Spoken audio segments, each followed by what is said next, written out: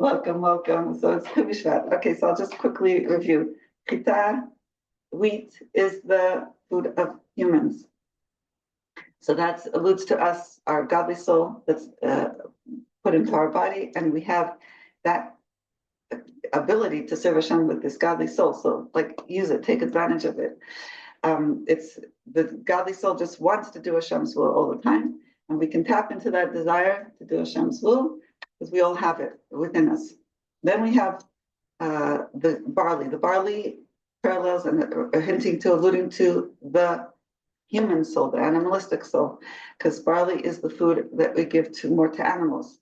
So that the lesson and what we can take from that is that we need to serve Hashem also with our human tendency, our animalistic desires, which are our instincts of survival instincts and our feelings that are human and normal, and to channel those into also and elevate those in and use them in the service of Hashem. And that we've discussed this a number of times. We can discuss this more. It comes up every so often how we can channel our emotions to be conscious that we're serving Hashem with this. And we have a lot of energy. The human body has a lot of energy and a lot of potency that can be channeled and used. And to serve Hashem. It's like I'm on this chat for these teachers, the JLI teachers. So one rabbi was saying, okay, this is a great class, but it's talking a little bit more just to the godly soul. He wants more ideas how to bring the class to the animal soul so that people will be more invested, maybe attracted to, excited about coming to the class. And, but it's called the Nefesh of Baham, it's the animal soul. Also, we want to excite it and get it interested so that it will also be, that's why, the shuls have good kiddushes or good cholents, because people come for the cholent.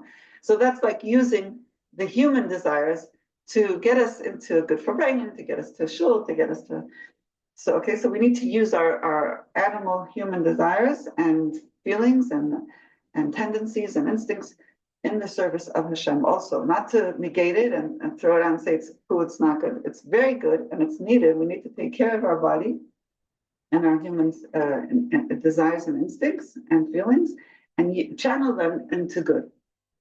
Okay, then we have Geffen, which is the wine. So the wine is, Geffen is grapes which make wine. So Geffen makes us happy. Wine makes us happy. So that alludes to us serving Hashem with joy, which takes more effort, right? We went from the easy to the harder.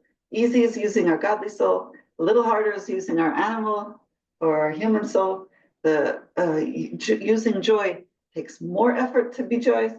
And te'ena, the figs, alludes to our clothing. So that's a little bit more external outside of us, takes more of an effort to focus on making sure our clothing, which is not exactly who we are, but it's projecting who we are, external, to use that also in the service of Hashem, to reflect godliness through us, through our clothing. And the reason figs alludes to clothing is because Adam and Eve, they took the fig leaves and they made themselves clothing in the Garden of Eden. Then limon, pomegranate, it says the Jewish people are filled with mitzvahs like a pomegranate.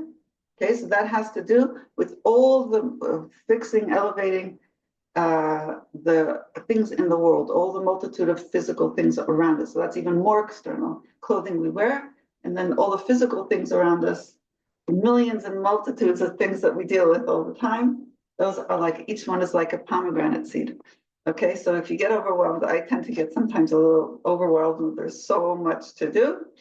That is, we can think about, wow, there's so many pomegranate seeds to elevate. Okay, so those are the things. Now, what's next? Okay, so then it says eretz again. It says the word land again. So the Rebbe says that eretz is land, takes a lot of effort. We have to plow it. We have to plant in it. There's 39 types of malacha that have to do with connecting and growing things to make food and to be able to create produce that we use. So there's a lot of work, effort put into it.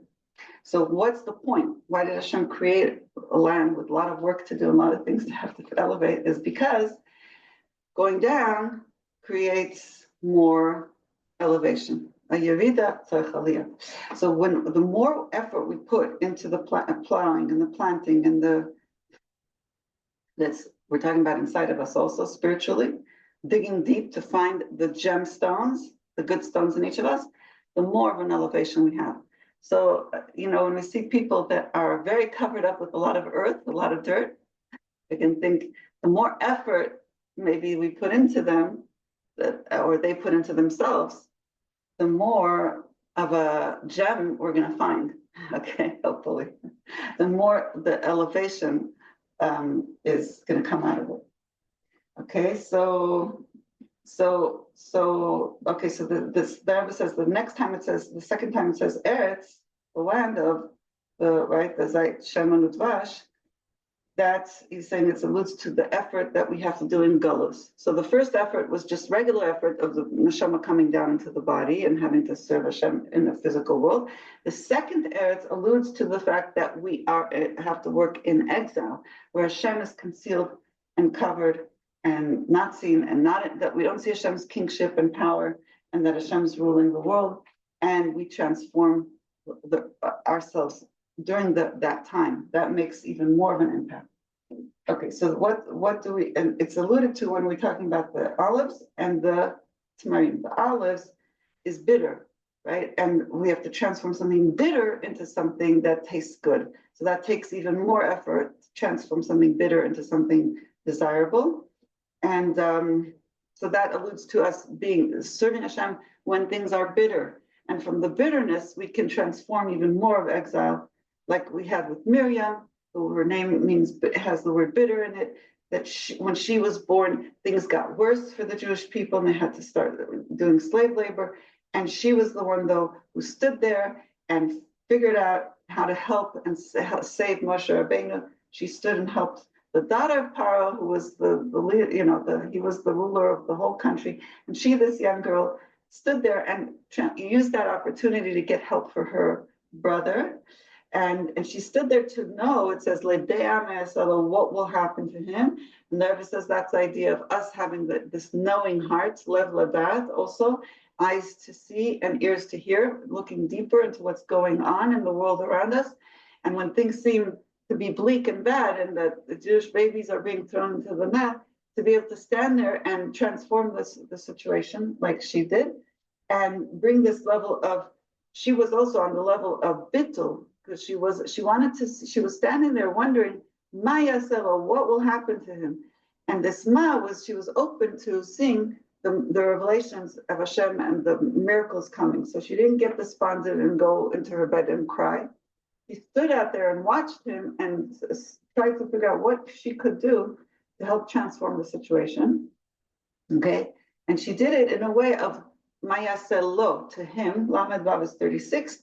The Rebbe says it was in a way of drawing down in all the emotional systems, six types of emotions we have, chesed to yesod, and each one is included of other 6. So that's 36. That's the gematria of lo, to him. So she wanted to know what will happen to him. The Rebbe says we can use all our emotional talent also to figure out how to see things deeper and how we can transform the exile and the bleakness and the bitterness of exile into something good, like Miriam did.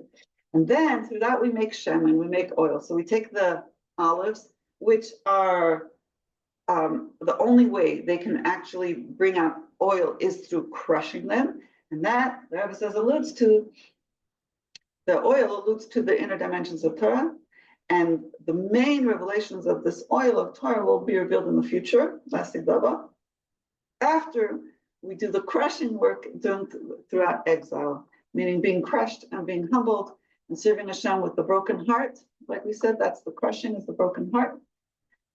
And serving Hashem from that place of the pain of exile that crushes us, then we come to the oil and the revelations of the inner dimensions of Hasidus, of Torah, which we get to learn now in our times, way, way, way beyond what anybody did throughout all the days of exile, right? It was hidden, all these things that we're learning now. It's being revealed to us as women. We can sit all day and learn it if we want. Okay, and then we have Dvash, the last one, which is the honey of dates. And dates are a tree that takes even more effort because you have to wait 70 years until the fruits come from it. So that also alludes to the fullness and the full revelation of the inner dimensions of Torah, the sweetness, the inner hidden secrets of Torah, the Tamei Torah, the reasons of Torah. Like it says, Dvash v'chalav tachat l'shemecha, honey and milk are under your tongue, which is referring to the revelations of the inner dimensions of Torah in the future, which is happening now. Okay, so that's for Tu B'Shvat. Okay, and the Rebbe says also, you ended up over here, that we have to mention not to give back any parts of the land of Israel at all, which is what we're seeing going on right now, which is such a great joy, especially for those of us who have been privy to the times where the land of Israel was being given over to Arabs.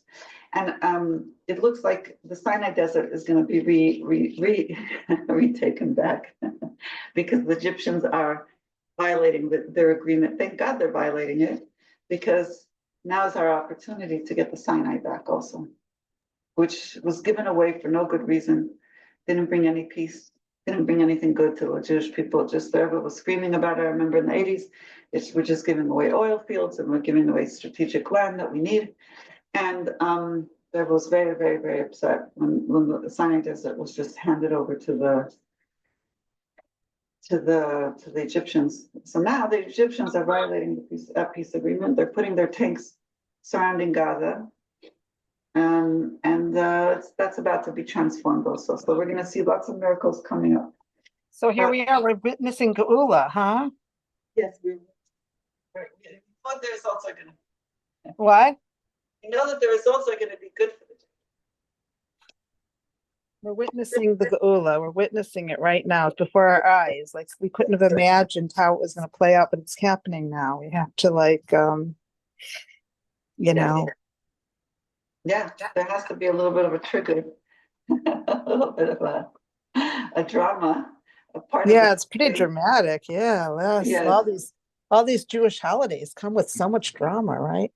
Yes. Pesach with all the makkahs and the drama and and Purim with the Haman that rises, the evil guy and the drama, and here we are at the Geula with the evil guys rising up, and we're coming to see them being defeated and all our enemies being defeated, and the reason is to reveal Hashem, that Hashem is the world. And what we're doing is when we learn Chassidus, we're revealing Hashem in the world, a tasting of the Geula, which is so connected with the Geulas, all the hidden secrets coming out. Women didn't learn it all, nothing, and now women are at the head of learning all of this deep secrets and revealing all these deep secrets and teaching all these deep secrets. And and I remember when I was a young woman, when I was in my 20s, I remember reading the Sichos of the Rebbe.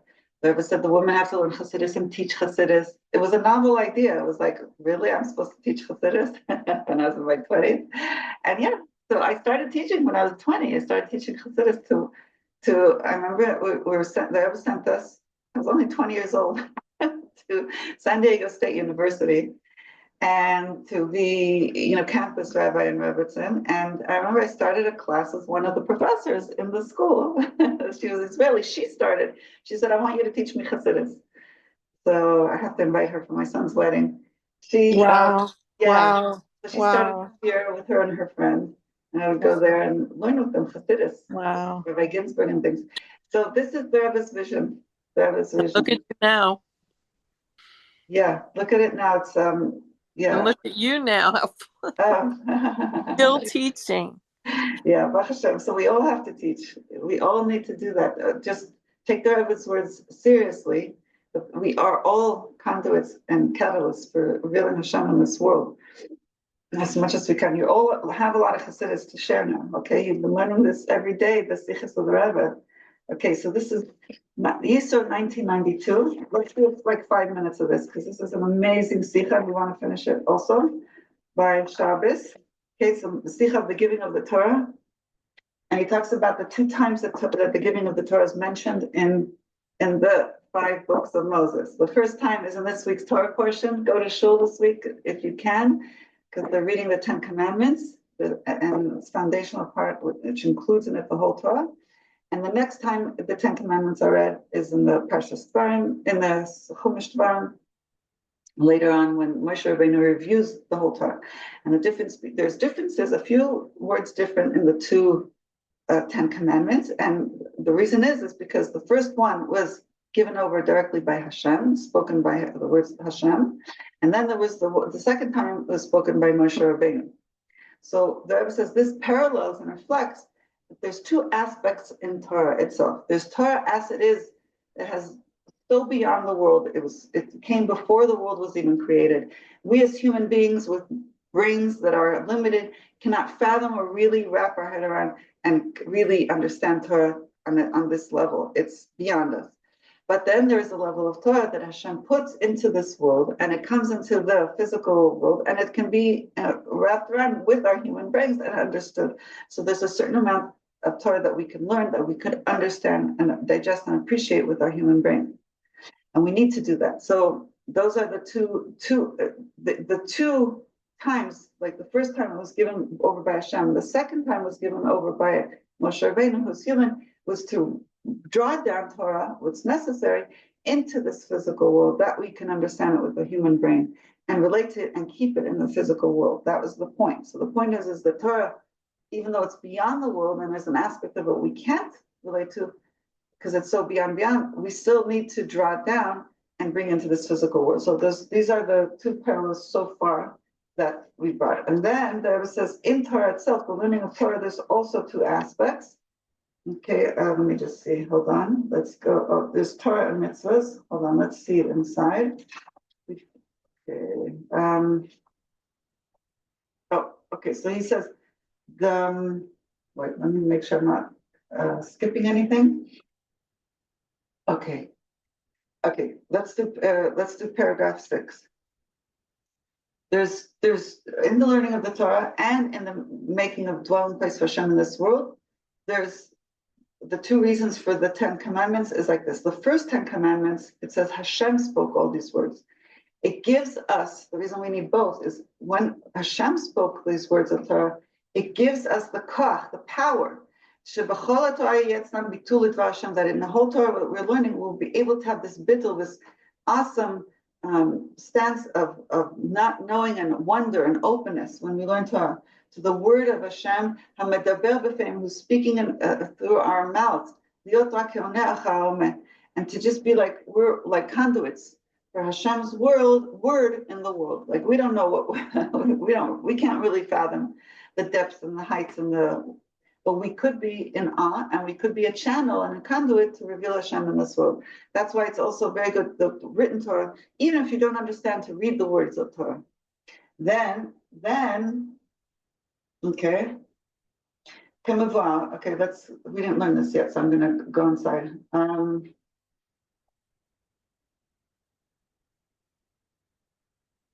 Okay, I didn't review everything from yesterday. Remember, there was I'm wondering if I should review it. There is Torah mitzvahs. There's making a dwelling. There's 2 reasons that the Torah was given, Torah mitzvahs. One is to make a dwelling place for Hashem in the world. And now this to draw the oneness of Hashem into the world. And then the second is that we should have the existence of this lower world, a Jew, soul and a body, with the Torah down here below. So to make a dwelling place for Hashem in this physical world with dealing with the physical world, meaning that we go according, remember said, to the nimusim, the traditions and the ways of we're normal humans in a normal world, and we do according to the ways of the world. We make a home according to the place that we live in, what's considered a home, and we draw Hashem into the physical world as it is the normal of that, the place that you're in. going in the ways of the place that you're in. Nimuse, it's called. So we make a dwelling accordingly to the way the world sees a dwelling. Okay, so it's not just we're angels and we go into a mountain and meditate, and we go, God forbid, into an ashram and think that we're so spiritual. The goal of Torah is to actually be completely normal according to the environment and the place that you're living in, and draw Hashem and reveal Hashem in your home, wherever it is that you are.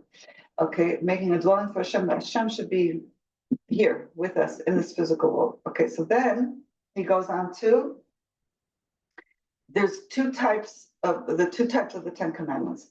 The first one is that Hashem spoke them, and so that gives us the power from Hashem to have this bittul, this nullification to Hashem, and we're just like conduits for Hashem's word speaking through us.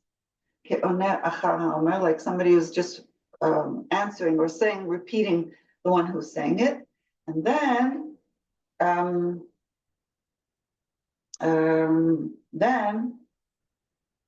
he explains the word lemor. Perush lemor, saying. It's Hashem lemor. When it says how Hashem said the Ten Commandments, it uses another extra word called saying. So what's this saying? To explain, the Rebbe explains shekasha, that when Hashem spoke all these words lemor, saying, he was giving us the power. He's giving us the koch, the strength to the Jewish people, b'chol in all the generations that are learning. Whenever we're learning Torah, should be in a way of lemor, saying what Hashem already said. Meaning, we're not even saying our own words. We're saying Hashem's words, mamish, that were said to Moshe Rabbeinu. So the words of Hashem are being transmitted through us, and we're like answering Hashem's word. So this gives us the power to be transmitters of Hashem's Torah, which was already said, or it's Hashem's saying through us.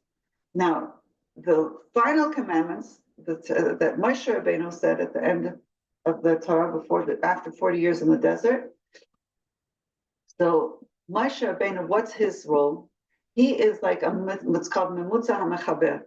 He is like a transmitter, which connects between Hashem and the Jewish people. Bein Hashem or bein Echem. Why? Because he was called an ish Elokim, a man of God. He was a soul within a body, but he was revealing Hashem more than a normal human being. He's given the title ish Elokim, a man of godliness. And he went and reviewed and said what Hashem said in Ten Commandments. What power did he give us by doing that? He gave the power that us Jews, as we are souls beguf, in a body, we will have the power that will be able to learn Torah, the power of our human brain to understand Torah down here below in this physical world. So that Hashem, with the first 10 commandments, strengthened us that we are like transmitters of Hashem's word, that whatever it is, whether we understand it or don't, Hashem's speaking through us. And then there's the second aspect. Moshe Rabbeinu gave us the power to understand what we're learning with our human brains. So we from this get the power to Moshe Rabbeinu to make a dwelling in this world. Whether it comes to us ourselves, to be like dwellings of Hashem within us, our physical body. That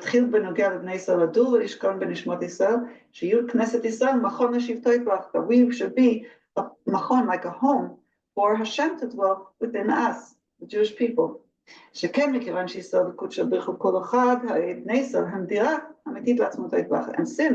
the Rebbe says we are really one with Hashem, that's what it says in the Zohar, Hashem and the Jewish people are really one. So when we make a dwelling for Hashem, we're revealing this oneness, and we're the true dwellers for Hashem. We're the true dwelling place where Hashem really feels this is his home within us. Because we're really, so to speak, one with Hashem.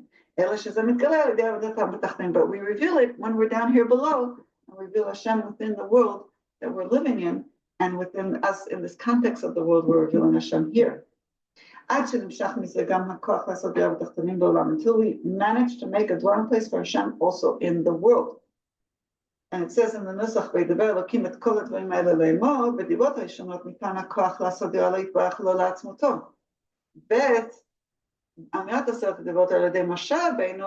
נבנה את הכוח לפעול זאת בתחתונים, בגינם הם, כי משה נמצא למטה, אז לקראת, So the first 10 commandments where Hashem spoke, Hashem gave us the koach to make a dwelling place for Hashem's essence, to actually bring Hashem's essence into the world.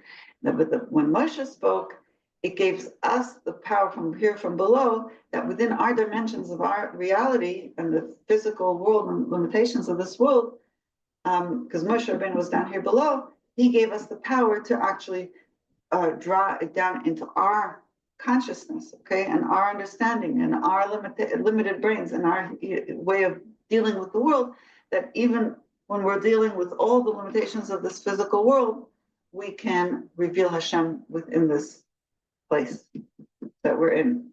Okay, so that's, okay, I'm going to stop here.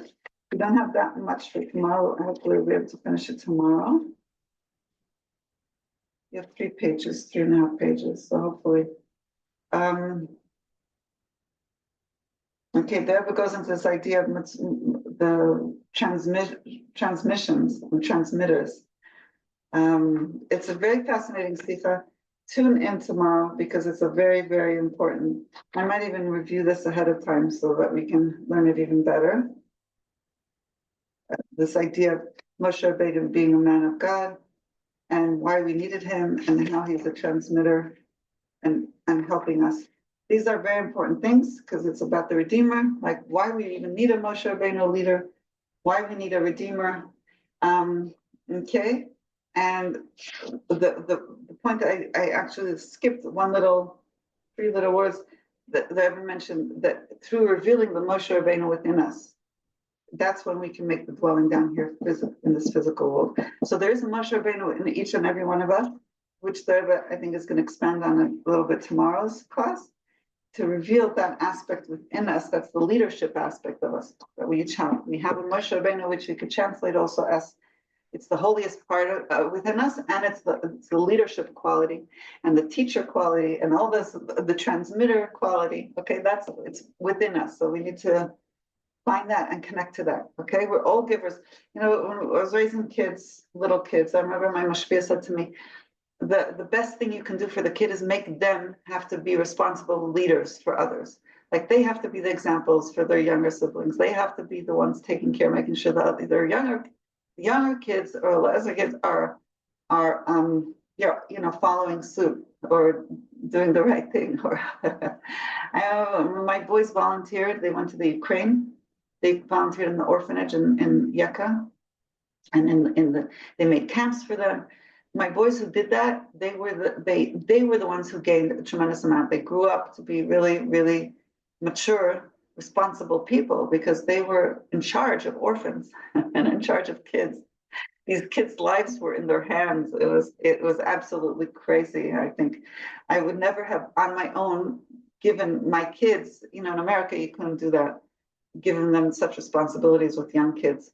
But in the Ukraine, they were very welcomed. And these kids really benefited, and many of them are very wonderful people now because of these boys, my boys and other boys that went out there and gave up their summers for them and gave up more than their summers. A few of my boys stayed for the whole year, one of these, and that was the best thing for them as teenagers to do, best thing. So in any event, so we all can reveal the leadership within us, the Moshe Rabbeinu within us, and take responsibility for others and feel that responsibility for others. That's one of the greatest things that the Rebbe brought into our consciousness, is that we're responsible for others and we can be leaders for others, and we can be shining, illuminating lights, and we can bring revelations to others. And we must, not just can, we must, that we have that responsibility. Each and every one of us, every Jew. And that's really what the non-Jews are waiting for us, to be these illuminating lights. And they're waiting for us. Okay. So that's for today. let's do the psukim. It sounds like nobody's jumping in to say anything yet. We'll do the psukim and then. Beautiful, beautiful. Thank you. I'll turn off the recording and we'll do the psukim and I want to hear